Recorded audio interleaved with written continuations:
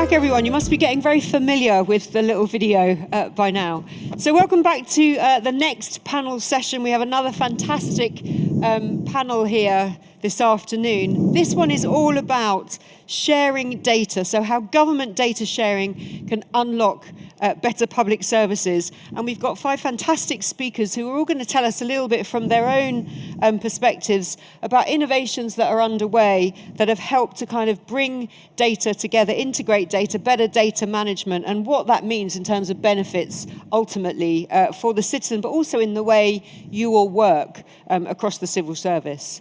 I'm going to do the same format as we've had before, so I'm going to introduce each of our speakers. I'm going to invite them to give some kind of short opening remarks to set the scene, and then it's over to all of you in terms of you putting your questions to the audience. We've had fantastic questions from the audience throughout the day, so I have high hopes for all of you for questions from this session as well. And data issues have come up in every session that I've chaired so far as one of those foundation building blocks. So first we will hear from Fiona James, who is the Chief Digital Officer and Director for Data Growth and Operations at the National Statistics Office here in the UK. Then we will hear from Leontina Sandu, who's Head of Unit Interoperability and Digital Government at the European Commission. And then we will hear from Peter Corp, who is the Industry Leader for UK Public Sector, one of our knowledge partners, Appian. And then from Amanda Dahl, who is the Deputy Director, Digital Service Platforms at the Government Digital Service, also here in the UK. And last but by no means least, from Ima Okene, who is Assistant Deputy Minister and Chief Data Officer, Employment and Social Development, who's come all the way from Canada. So we have a fantastic international panel. Fiona, I'm going to come to you first. Thanks, Siobhan.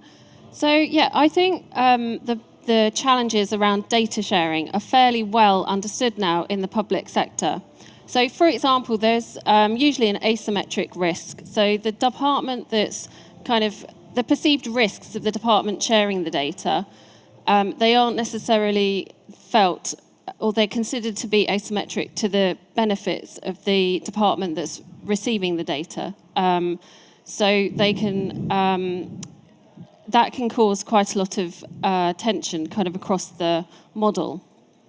So really where I've seen data sharing work well is where there's good collaboration and join up, and there's a common objective in order to share data for the public good.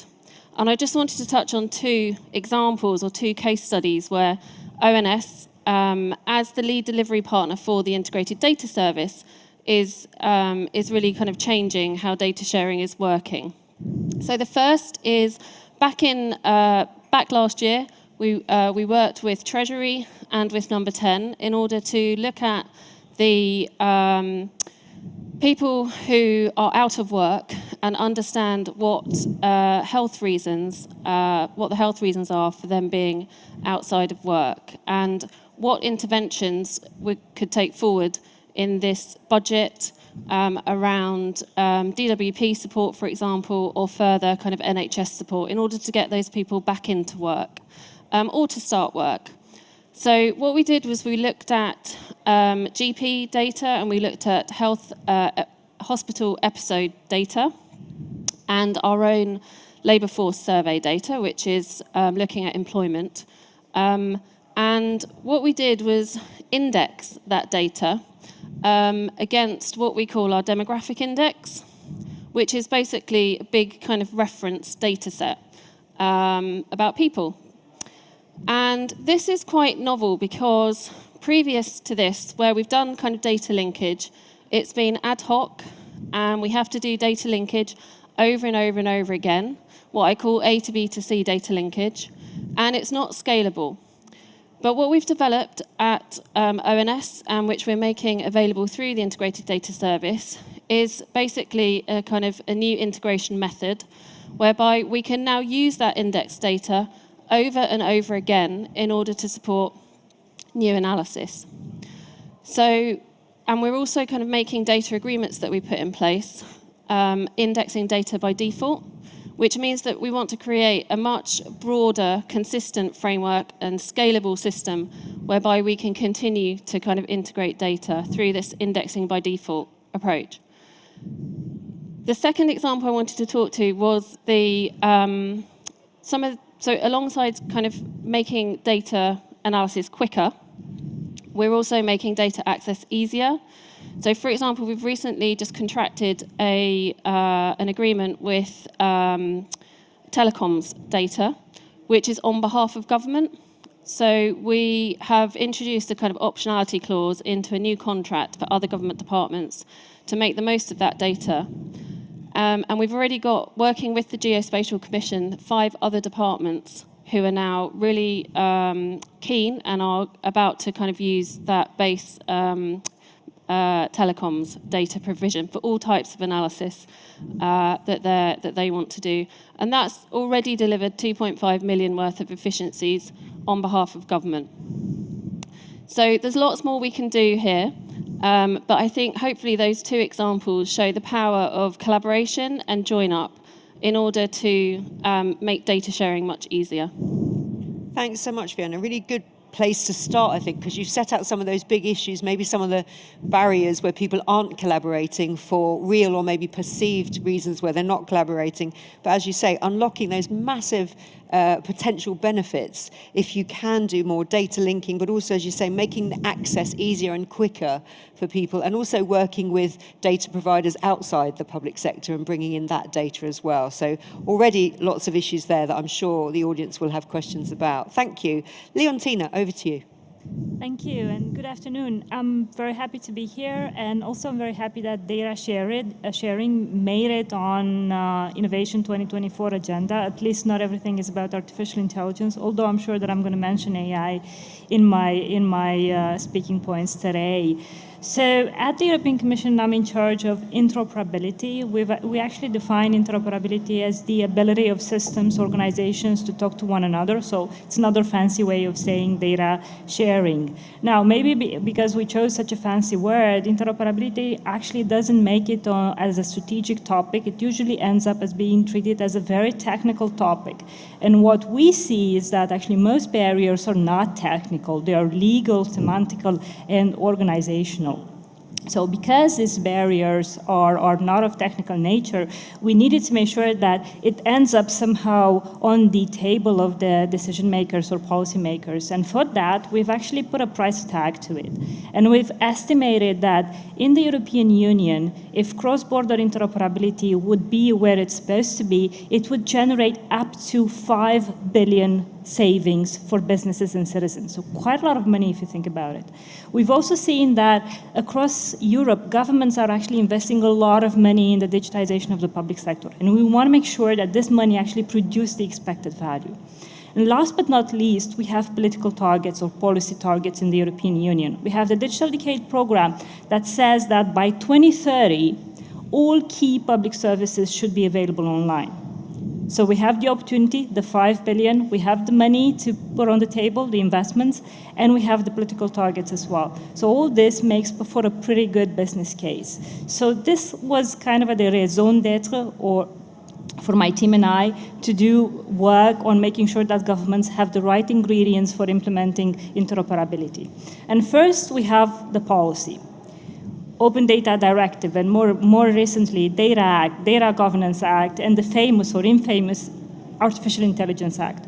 All these are important policies because they tell us what we can and what we cannot do, what are the conditions for data sharing. And more recently, actually last week, the Interoperable Europe Act was adopted, and this is a very dear one to me because we were responsible for it. This act actually makes sure that all public sector bodies do an interoperability assessment before enacting policies that lead to the creation of digital public services. So we're really intervening where it hurts most, at the legal layer. Now, all these policies create a regulatory environment, and this is very good, but we also need some tools to implement it. And over the years, we've put a lot of money into open data. We thought that this was the solution for data sharing. Now we see that that doesn't work that much anymore. So we've moved towards creating secure environments where data can be shared under certain conditions, and eventually also putting a price tag to it. We call these secure environments data spaces, and it's quite a lot of hype in the European Union around data spaces. We're investing into several ones like health, tourism, and mobility, but also horizontal ones like procurement. And we start to see some results. We have the Cancer Image platform in Europe, which is a branch of the health data space. This platform actually today brings together 36 data sets covering 9 types of cancer, 200,000 images for 20,000 individuals. And it's a great platform. It's a technological innovation combined with data protection, offering a trusted environment for doctors, patients, researchers, and innovators as well. So this is the base for artificial intelligence for health data. My team and I are also busy with other types of tools. We have an academy to train people on what interoperability is about. We have specifications, and we have a model for interoperability, the European Interoperability Framework. And last but not least, because I did mention AI in the beginning, we're also looking into what we can do in this area as well. And we're actually busy defining a specification for machine learning models. We call it ML DCAT AP.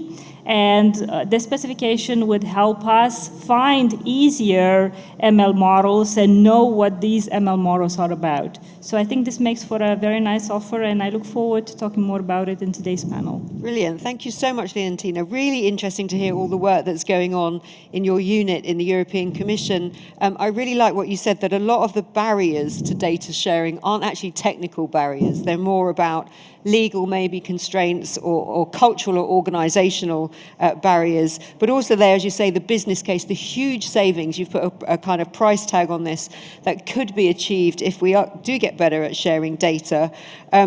I want to come back to you maybe when we come to the questions about maybe some of the legal things that have been put in place, like GDPR maybe being one of the barriers to data sharing. Maybe we can come back to that, but also really interesting to hear about those data spaces and some of the great kind of benefits that are coming out of those already. And then also bringing in, which I'm sure we'll have questions on, you have to have good data in place if you want to go forward with AI. It's one of the kind of building blocks, so it's a real foundational stage. Thank you so much. Loads of food for thought already. Peter, coming to you.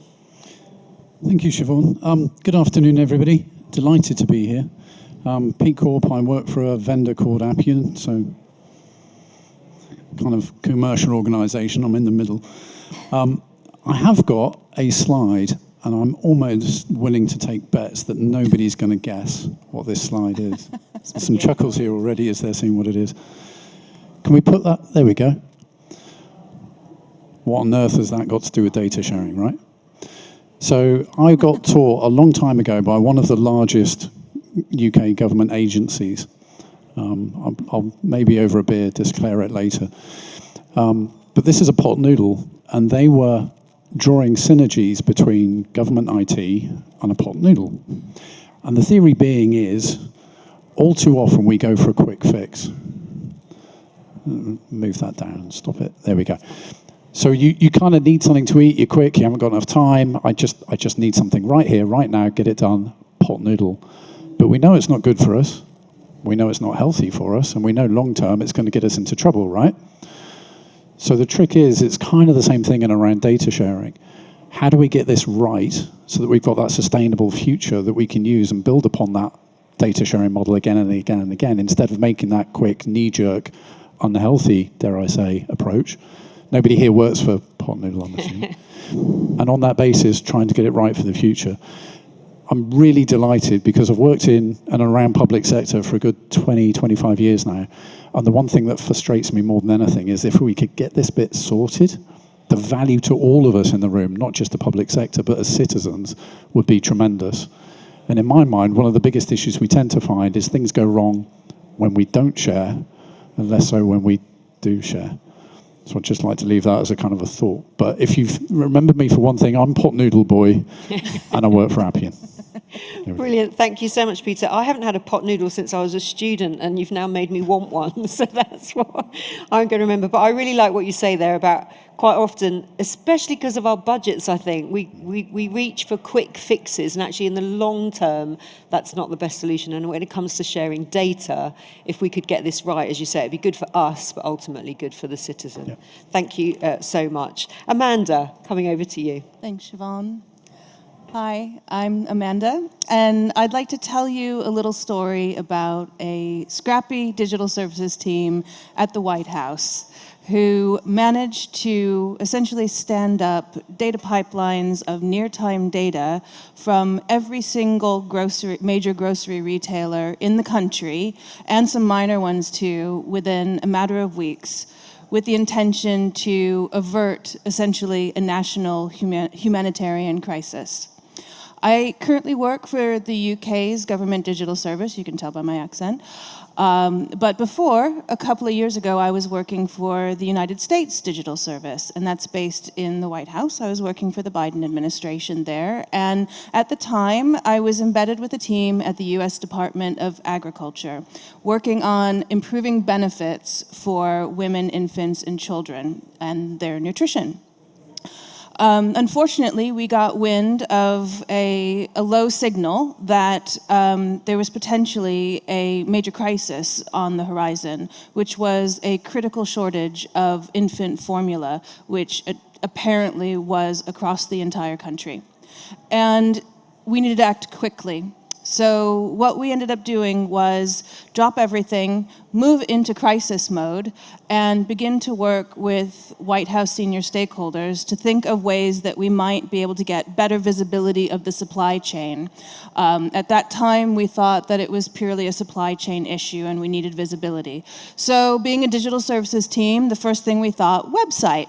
Let's stand up a website really quickly, and you'll be able to put in your location and find formula near you. Job done.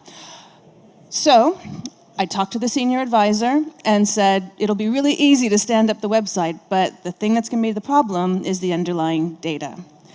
And split the team in two, one to stand up the website, the other to start working on getting that data, talking to major retailers all throughout the country. And we started to have those engagement conversations. Would you please give us your data for this website? And they were so excited. No, they weren't excited. It was a resounding no. Honestly, it was gutting at the time. And we essentially had to go back to the drawing board. This was maybe 2-3 days into the crisis. And we had to completely fail fast, rethink, pivot, and think of something new. We thought, we need supply chain visibility still. Let's find another way. So we went back out to the retailers. This time we said, please, can we have the same data, but for internal use only, for data-driven decision-making at the highest levels of government?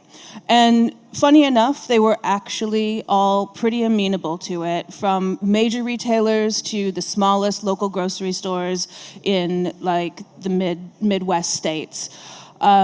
Within about 3 weeks, we had stood up data pipelines, and we had a placemat report that was able to go to the White House Chief of Staff for decision-making, which ended up resulting in diverting of funds to airlift formula into the country from countries around the world who were willing to help us. And in the end, there were about 24 airlift flights, which represented hundreds of thousands of tons of powdered formula coming into the country and averting a major humanitarian crisis. The reason I tell you this story is not really about our scrappy little team, because that, it's not a hero thing. It was a massive collaboration across many government agencies and departments, across many retailers to make this happen. And the message that I really want you to take from that is, what was the difference between the first time we asked for that data and the second time? The second time, we were actually using human-centered thinking. We were thinking about our users, our audience, in a way that we hadn't before. Before, when we were thinking about our users and our audience, we were picturing caregivers, babies going to hospital, formula-dependent, high-needs adults. And then we realized, oh wait, the retailers have their needs too. So your audience. The second thing is constraints. So what are the constraints of those users. You know, in this case, the retailers, they have commercial interests, and they didn't want to share their data on a publicly available website, which would leave them open to the competition. So when we told them that it was private only and nobody would see it, they were a lot more open to this usage. And the third thing was trust. So everything that you approach with data sharing should be about trust and transparency. Do what you say you're going to do with that data. So in our case, we said this is going to be time bound. We're not going to hold your data forever. It's only until the end of the crisis. And we did that. We took it away as soon as we could. That way, you are building trust with those users. And that applies to data sharing between government departments, between public-private, etc. Especially important, of course, when you're dealing with the general public. And so if you take away anything from this little story, I've come up with an acronym. I don't have a slide for it, but the acronym is ACT, A-C-T, Audiences, Constraint, and Trust. Remember those three things. Brilliant. Thank you, Amanda. I mean, you've summed that up so nicely yourself. And I think that importance of collaboration, as you say, but also, as you put it, kind of understanding your stakeholders, but you created the conditions that were right for sharing. And you went back and you were prepared to rethink and go back and pivot quite quickly. And then trust will definitely come up. I want to factor in as well. You were talking about trust with the retailers, but I think there's an issue when it comes to data sharing about public trust as well and how the government handles their data as well. So that could come up in our conversation after. Thank you. Emma, over to you. Yes, no, thank you. I hope my mic is working. Do I have to keep talking? Is there an on button? Try again now. Let's see. Hello? No, let me have a look.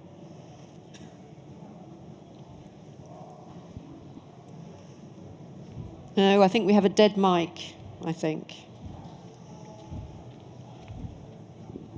Although he might come and show us what we're doing wrong. Sorry. Thanks. Thank you. Hello? Okay, this is better. Thank you, and thank you for inviting me here to speak. I'm quite jet lagged. I just got in. I just got in a few hours ago, and I was betting that with the title data sharing, I wouldn't hear anything about AI, but you broke it. You broke it, Anita. You talked about AI, so I kind of lost that bet where I thought I wouldn't talk about AI today. It's a rule of innovation. AI has to come up once in every session. In every panel. But I'm really happy to be here. I'm joining you from where I work in Canada. I work in Employment and Social Development Canada, and the mandate of that organization is really to make sure Canadians get to the optimal outcomes. And without data and data sharing, you cannot do that. I mean, you just cannot.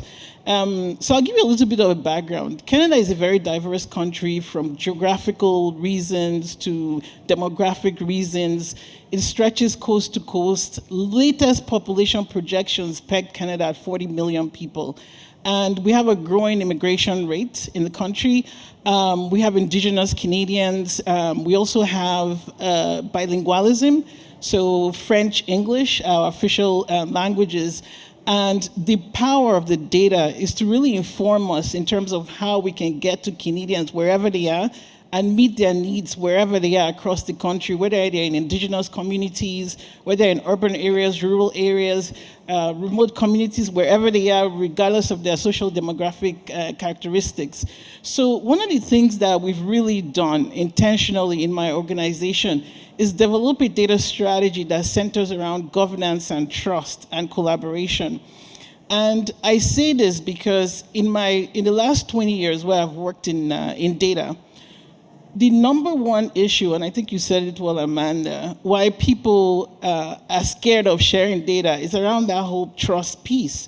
Because one of the things I find is people are afraid that if they give you their data, you'll take that data, misinterpret it, and do things that were not intended. People talk a lot about the legislation. Yes, there are legislative barriers, there are privacy barriers, but the biggest challenge is if you don't have those conversations with the right audience, like you said, and you don't come to a common understanding in terms of what you want to do with that data, you can end up with unintended consequences and break trust as you go. So in terms of the data strategy that we've built within my organization, we've intentionally worked very closely with our statistical agency. I'm glad, Fiona, you're here, because the statistical agency, I think, is extremely important in terms of building standardization around data, building collaborative efforts around looking at things like social demographic outcomes, and also really making sure that you're looking at data beyond a narrow framework and looking at the whole statistical system of the country. So I'll give you a practical example of what I'm saying and how we've done what I'm saying. During the pandemic, at the height of the pandemic, I think it broke out in March 2020, one of the things we saw was that we had a lot of people that were losing jobs all over the country. And people were wondering, people were asking questions, how are people faring? How can we issue benefits to people who have lost their jobs? What's happening to women? What's happening to youth? And the only way we could really look at the social demographic characteristics of people across the country was by sharing data with our statistical agency. So what we did is we did linkages, things like data linkages with the census, data linkages with the labor force file, and we were actually able to concretely say that people in the service industry in a particular age category were losing jobs significantly and needed policy intervention immediately. We were also able to look at people by the different social demographic factors. And what do I mean by that? So we're able to see the impact of the pandemic on Indigenous Canadians, for example, on recent immigrants. We're able to see the impact of the pandemic on women, on youth, by different age groups, and to really do more policy intervention in terms of saying, how can we support these people? How can we make sure that we're making the right policy intervention? And how can we tell the stories about the people that we're impacting? And somebody talked about open data. A lot of this data is publicly available. So you can go on the website, on Statisticals Canada's website, and you'll be able to read these stories about what happened with people over the pandemic. So to me, data sharing is an imperative. And I know we're talking about digital. You said a lot about digital, but a lot of us are still stuck in legacy systems, and for us to really leverage those legacy data that comes out of those systems, we need to structure it, we need to standardize it, we need to link it, we need to make sure that it's properly contextualized. So when I say this, especially to people who are excited about AI, they look at me funny. What do I mean by that?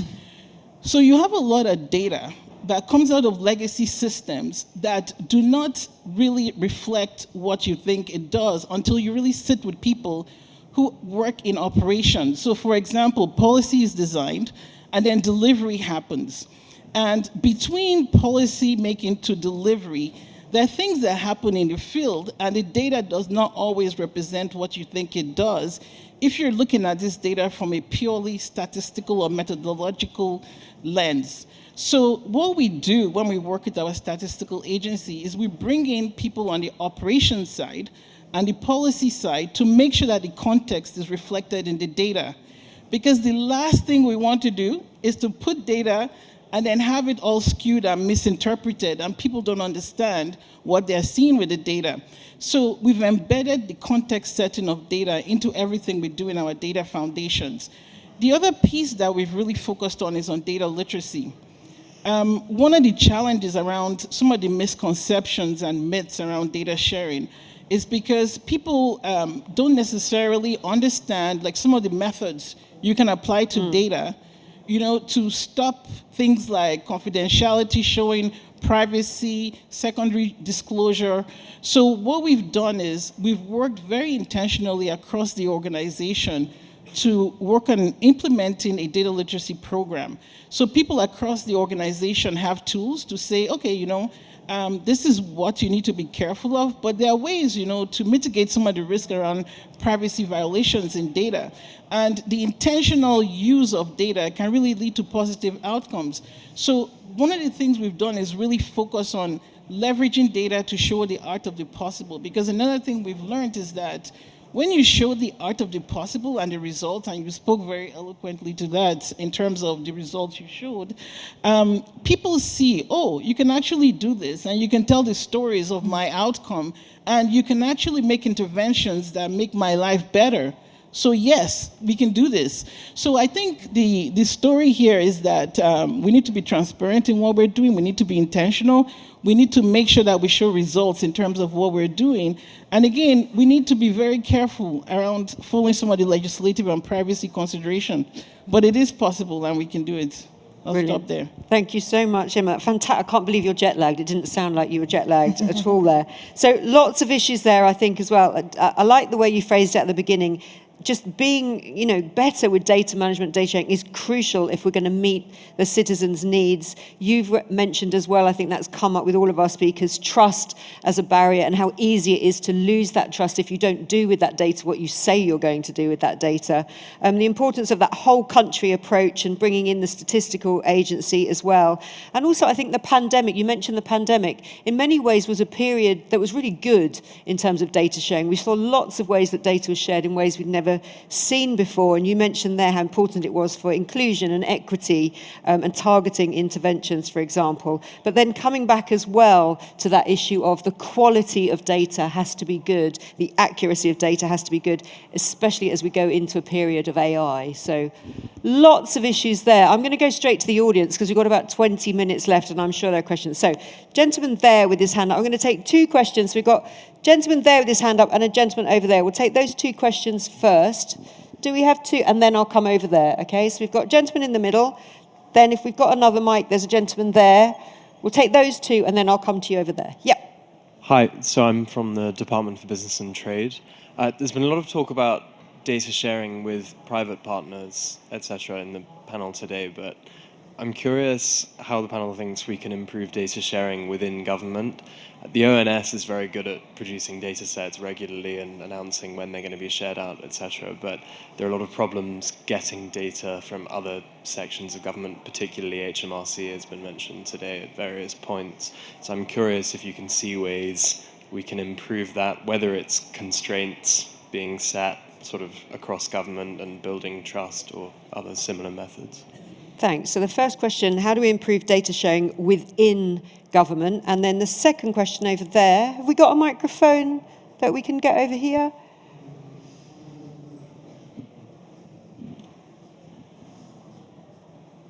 Okay, while we're getting the mic over there, let's answer this first question. So how do we improve data sharing within government? Actually, Fiona, I'm going to come back to you because you mentioned the reluctance maybe if you are bearing the cost of sharing the data, but maybe the benefit doesn't come to you. Is that one of the biggest barriers? No, I mean, it's a complex system. We have a very good working relationship with HMRC, so I do a big shout out for them because they are actually really, really good. So, for example, we have access to the pay-as-you-earn real-time information data, and they are working very closely with us in regards to the integrated data service. I think where we have tension is particularly around privacy, and then the method for doing the linkage. So we find security kind of bats up against privacy, and we have to keep and maintain trust, and therefore we have to keep personal identifiable data really secure. So a lot of the conversations kind of boil down to that. And that is a kind of cross-government issue, and there's a lot of work going on across government to take a consistent approach around that. The other tension I find is between the kind of trusted research environment and the Digital Economy Act, and what analysts in government need to do more quickly with data, which doesn't necessarily lend itself to the full kind of trusted research environment, bells and whistles. So I think where we can kind of do more is probably in our governance space and in kind of joint partnership working. I don't really think kind of more constraints or more mandates are actually going to get the system operating better. There's a lot of excellent people who do kind of work on data day in and day out. And we can do more to streamline our governance, looking at programmatic approval. So, for example, as we did during the pandemic with COVID data, looking at thematic data areas, assigning higher level governance, and allowing quicker access into that kind of product and sub-products within that. So I think that's really about streamlining our governance across government and making access much quicker and much easier. Thanks. And Leontina, similarly, I know you sit in the commission, but in terms of kind of advice on how you can share across the public sector? Yeah. Well, it's the perfect example of a legal barrier. And I'd say even more than that, because typically if we look inside the government, different ministries, they keep the data locked in because that's power. So typically, the Registry of Population sits with the Ministry of Interior Affairs, tax with finance, land and company registries with justice. And in order to exchange data, these ministries usually sign protocols and not technical protocols, because if that'll be the problem, then it would be a really easy way out. Now, what I have seen across Europe, and in particularly in Eastern Europe, is that countries start enacting laws. In Romania, for instance, they enacted the interoperability law, which requires every ministry to put their data into a national interoperability platform. So this automatically means that you would have a central platform managed by a central agency where every ministry would be forced to put their data in. Another enabler is the Interoperable Europe Act, the one that I was mentioning earlier, so coming from the policy side. But the Interoperable Europe Act looks mostly at cross-border interoperability. So if there is a cross-border aspect, then such a policy would actually trigger sharing data across different ministries within government. But obviously, it's a legal barrier, it's an organizational barrier, and it's not a technical one. So more policy could be the answer to that. Thanks. I'm not going to go to everybody on the same question because I want to get in lots of other questions, but Amanda, you did want to come in on this one. Yes, I did. So in the UK, what I've observed is that there's a lot of pride in each department's data, and I think it goes back to what Emma was saying around having the context of the data. And that, I think that's one of the hesitancies and one of the barriers to this idea of potentially putting everything into one big interoperability platform. There's other risks as well. There's potential security risks and fraud risks and things like that by centralizing everything. If you look at like the Estonian interoperability model, they have gone for that single platform and it works really well for them, but they're a very small state. They're not a massive decentralized state. If you look at other countries like Spain, for example, they have a federated data model where each of the provinces have ownership and agency over their data, and then the sharing is on a need-to-know basis. And I think that is one of the keys, is that you don't just share everything at once, you share as needed for a particular piece of information, and then those who are the safeguards, the guardians of that data, who understand the context of it, will have more peace of mind in understanding that you're going to use that data well. Thanks. So I'm going to go to the next question, but Peter and Emma, if you did want to come back on that one after you've heard this question, then feel free. So next question. Hi, Richard Coton, Cabinet Office, FastStreamer. One of the issues with data sharing that I've observed is data sharing fatigue, where obviously every website you go to, you have to put your data in everywhere all the time, and so people get very sick of putting all their information everywhere.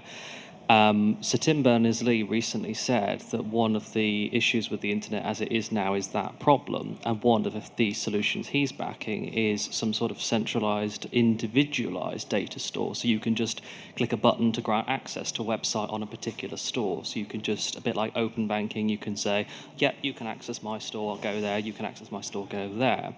That, I think, is a good idea and potentially also reduces the risks of data, because obviously with all these different websites, you can't hold them to the same standard necessarily, more data breaches, things like that. Do you see methods like that increasing public confidence in data sharing and helping these sort of projects, or is that potentially going the wrong way? Thanks. So we're going to I'm going to put that question first to Peter and Emma, but can we get the mic over there if the lady puts her hand? Thanks. There was another question over here afterwards. So, Pete, do you want to come back on that question? Yeah, that's a good one. That's probably one of the biggest ones that we're probably going to hit today, in fairness. I think as a country, we've tried to undertake that one quite a few times. Anybody remember IDA or Verify? And I know it's similar, it's not exactly the same. And certainly GDS has had an absolute key role in progressing as far as we have. I think part of that is also a generational shift. And maybe I'm being slightly controversial, but I think some of us of a certain age are reluctant to share our data in that way. My kids don't seem to care, almost to a scary level. So I think if you as a citizen have control of that data and you decide where it goes and how it's used, that's great. But I do think there are some controls and governance that need to be put around that, and an education of society to know what they're doing and an appreciation of that behaviour. So I think there's going to be several phases to that. Let's take the younger generation. I can think they'll probably embrace it. They'll love that. They get frustrated. They get turned off of things really, really fast. But if I was to take the same thinking to my parents, I'm going to get a phone call every single night going, should I click on this button? So I think we probably just need to shift in the education around it. But I do think it's an enabler. And I think we've got to shift towards something like that, because we can't carry on as we are. We've got to make that difference. And thanks, Peter. And Emma, I'm coming to you. I mean, it's really interesting, Global Government Forum. We do lots of events. It's very similar to what we're talking about in digital IDs, for example. And some countries are going very much down the digital ID route. Others, like the UK, are taking longer to get there. And I think Canada's taking longer to get there as well. Is that right? Yeah, what I was going to add is part of our challenge is that we're still working with a lot of legacy systems. So we talk in parallel sometimes. So we talk about the legacy, but then we talk about the new, under the same breath. The challenge with the legacy is it still needs a lot of mastering, behind the scenes, and there's not enough attention, I think, on that. There's a lot of attention on the new. So part of the challenge, especially in some of the scenarios that I'm looking at, where you need some of the historic data, to inform future benefits or future outcomes, there's a lot of work that has to happen in terms of that data management piece, the data consolidation piece that nobody seems to be focusing on at this time. There's a lot of focus more on the platforms, and then the ID. So my question, and I wish we could have I could have a follow-up offline with you, is just what your thought is around, some of the legacy systems that we're working with and we're struggling with. And the other piece I wanted to add to Amanda's point around data sharing was that one of the reasons we've been extremely successful in data sharing with our statistical agency and within government is we've done exactly what you said. So we've built frameworks and agreements that speak to the intentionality of that data sharing. And I think that's extremely important, even to your point about, why are we sharing data multiple times? Some of the challenge and some of the, with the Canadian system is the legislation is written, in the silo of a program. So every time you interact with that program, you have to share your data individually to that program. And people say, why can't I just enter this data once and then you link it all to all the different programs? The legislation is sometimes a barrier. The other barrier is also people's fears, because people fear that, okay, so if you can link my data, linking data is not that difficult now, but if you can link my data, for example, and then come and do some enforcement on me, without me knowing, I don't like that. I like it when it's a positive outcome, but not when it's a negative outcome. So I think we still have some work to do in terms of really speaking to the public, in terms of what they really want, before we assume they all want that. Because we've had cases where people, data has been linked and people receive benefits and they're like, I don't want those benefits, So I think if many of us in the data world, we make a lot of assumptions. So I think it's important for us to go back and talk to the citizens and say, okay, so these are the options, this is what's available, but what do you really want? Before we make any big decisions that change the way we do things in terms of the legislative frameworks. So again, a lot of this comes back to trust and putting the customer human at the center of the design. We've got another question over here. And do we have a second question close by? Anyone in that area wants to ask? Because I know we've got 6 minutes left. Okay, we've got a hand over here. So if you come over here afterwards with the mic, that would be great. Thanks. Thank you very much. My name's Professor Jackie O'Reilly. I'm a co-director from the Economic Social Research Council Research Centre on Digital Futures at Work. My question follows on very nicely from what you're coming to here, is what happens when things go wrong? And there's 3 very important cases, robo-debt in Australia, child benefit system in the Netherlands, and we all in the UK are very familiar with the post office scandal. So what happens in those cases when data sharing ends up in the devastations it's caused to people's lives? It costs a lot of money on one hand, so it doesn't save anything at all, and it has absolutely destroyed people's lives. And the question of trust is when people see that on telly, they just say, why would I want to share my data with anybody that's to do with the government? Thanks. So I'd like to know. So what happens when data sharing goes wrong? I'm not sure the post office, I think that's when technology goes wrong as much as data sharing itself. But who would like to answer what happens? Yes, Leontina. And then can we bring the mic over here? Thanks. Actually, well, we are familiar with cases where certain use cases have gone terribly wrong, and I think it is because of that governments are more reluctant to using artificial intelligence.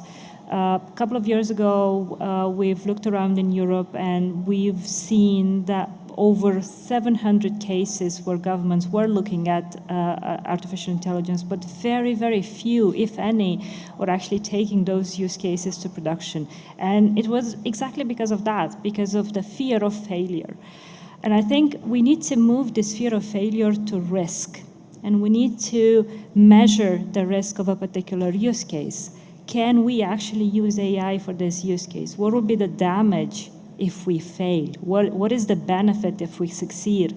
And we need to manage this relationship, opportunity versus damage. We do the same with data protection as well. We do the same with cloud adoption. We always look at what is the benefit and what is the risk.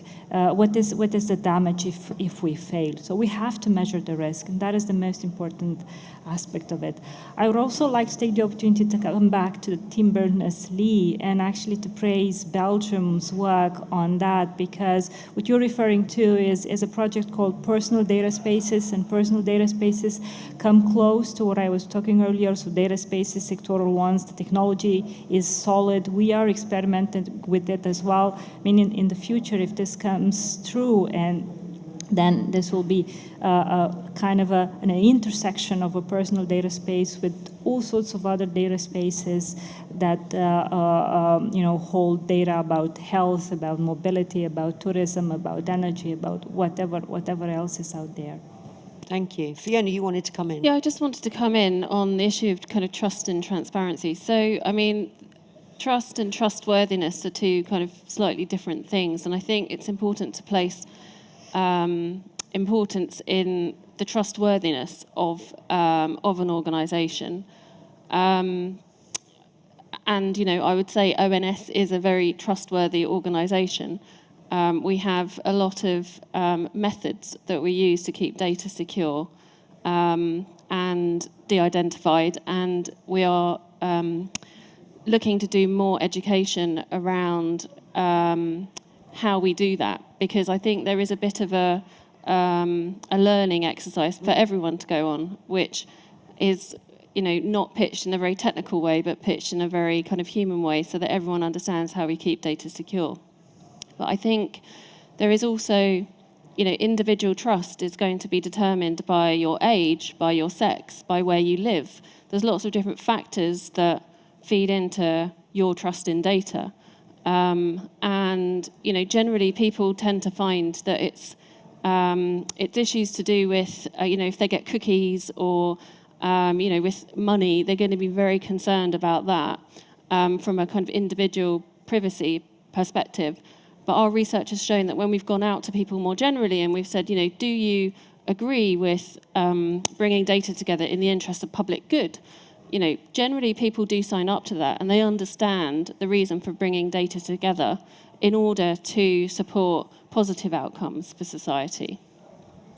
So I think, that's really important to kind of remember and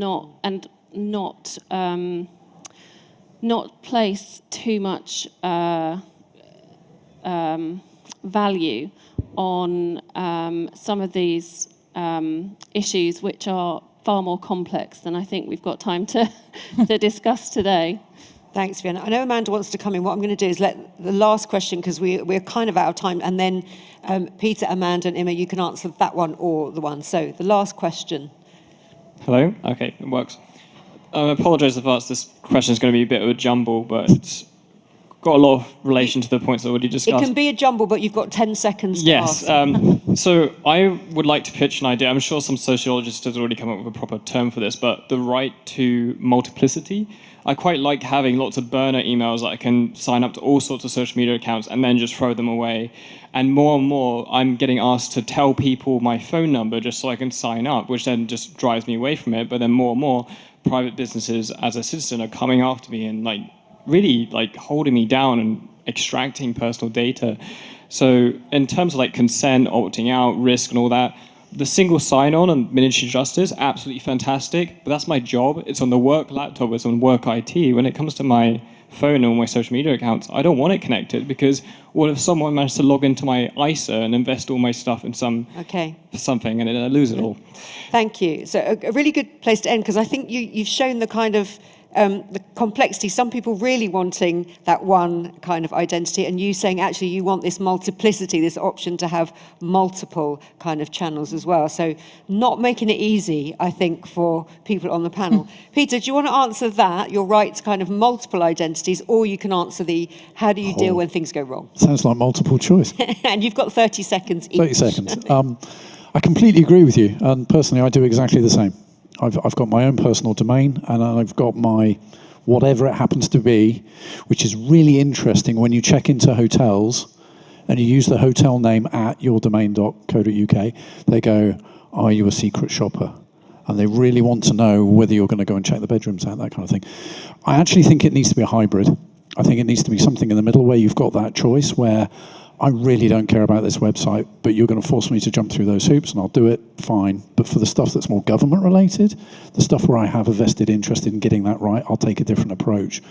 But for me, it's down to education of us realizing what we're doing. We need to be more in control of our data sets and understand the implications of that. And unfortunately, I think at the moment, there's a wide spectrum on that, and it's going to take time. Thanks. Sorry, Amanda, I know you wanted to come back on the other question as well. I'll be very brief. Whilst the other panelists talked about how to prevent those issues from happening, I just want to also add when that happens. I run digital service platforms for the government, which includes a payments platform, the UK's emergency alert system. What we have in place is very robust incident management capabilities. So the idea is if there's an incident, if there's a data breach, if there's some kind of security incident, hands on keyboards, we're there 24 hours a day to deal with it immediately. And that's the level of gravitas that we treat these sorts of sensitive issues with. Thank you. And Emma, finally, 10 seconds from you on either of those. I mean, the ethical issues around data is extremely important. We need to be intentional in what we do. With data comes a lot of power and responsibility, and I cannot overemphasize that, the need for intentionality, the need to understand the user. So the person who asked the question brought another lens to it. So again, we cannot assume what the user wants until we have that conversation and understand the user's perspective. So again, what I'll say is that we need to be human-focused, we need to be human-centric, and as we get excited about AI and generative AI and everything that's coming, I think we never, ever, ever should forget the importance of humanity in everything we do. And I think that will help us deal with issues when they come, because we're gonna run into failure. And what we do with that failure and move on will be extremely important, but we should center around humans. Thank you so much. A fantastic session. Please join me in a big round of applause for our panel. And I think in summary, I think we know the potential of sharing data, the potential for the benefits are huge, but actually it's not easy. And we've just seen there are some real stubborn issues there.